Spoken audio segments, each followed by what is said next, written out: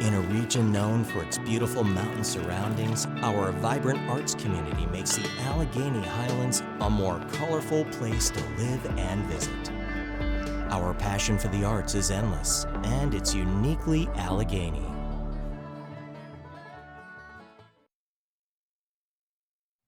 I want to thank Derrica Wilson and Joy Sutton for joining us today.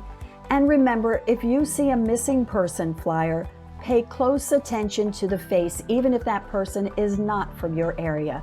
Missing persons are frequently trafficked all over the country. You can find the links to more resources and information in today's show notes at sisterhoodofthesecond-act.com. I'm Denise Allen Membrano. Join us next week for another edition of Sisterhood of the Second Act.